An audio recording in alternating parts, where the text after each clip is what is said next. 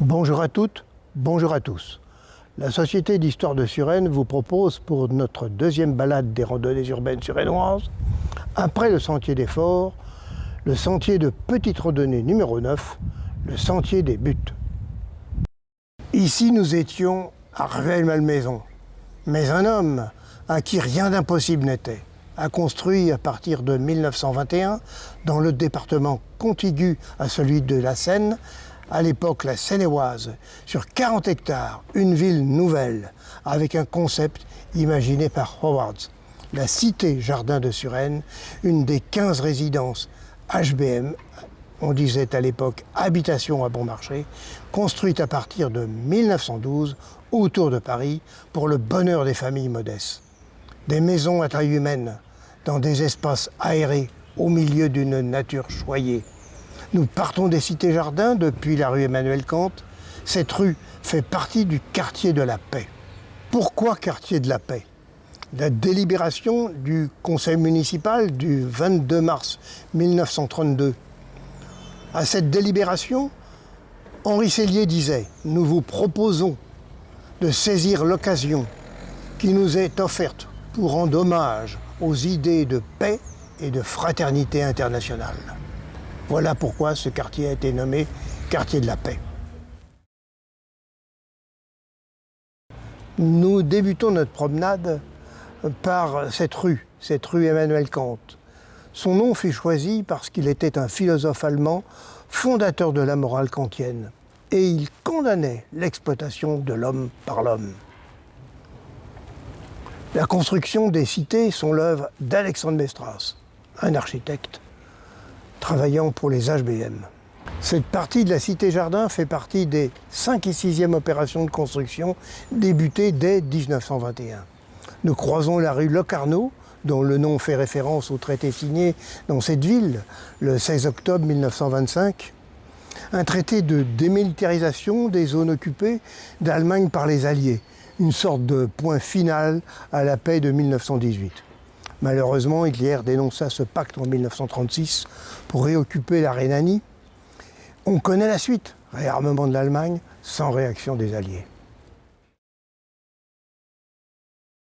Dans cette rue Emmanuel Kant, nous avons à droite un gymnase de construction récente utilisé par le collège Henri Sellier et à gauche des cités de construction beaucoup plus récentes d'après la guerre.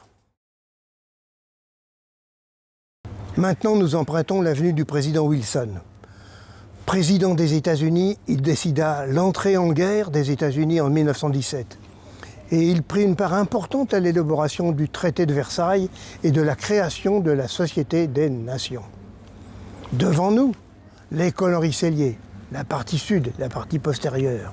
Cette école a été construite dans la 3e phase de construction des cités, de 1927 à 1928, anticipant la demande.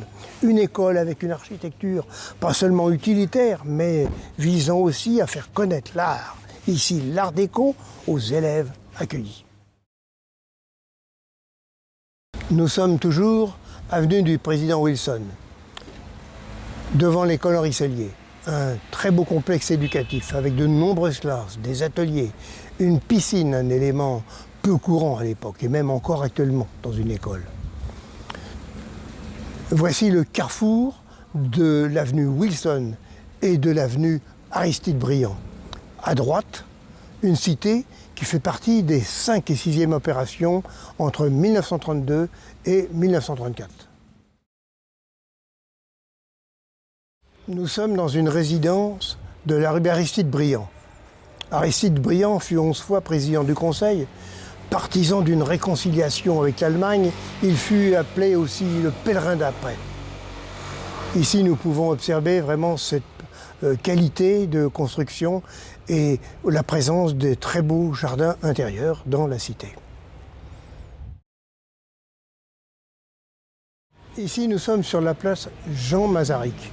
Jean Masaryk est le fils de Thomas Masaryk, fondateur de la République tchécoslovaque.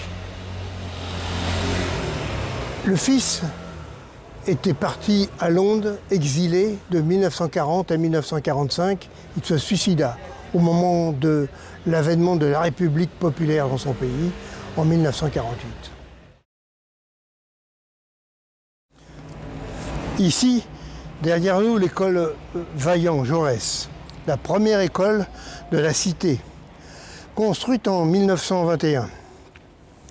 Une architecture conservant des caractéristiques des écoles du début du siècle, mais avec des ouvertures bien plus conséquentes, de nombreux équipements collectifs et de très jolies mosaïques décoratives.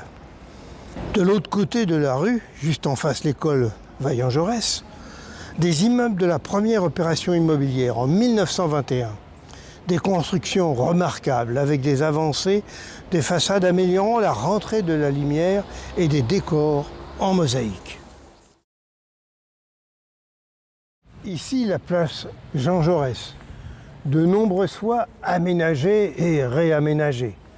La statue de Jaurès par Duquin est reléguée maintenant le long de l'école pour faciliter la circulation, dit-on.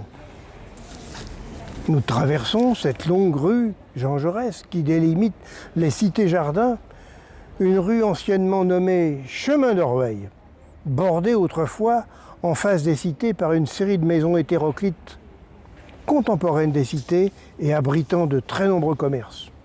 Une rénovation progressive récente a permis une urbanisation bien réussie de cette partie du plateau, amenant à une gentrification de la population.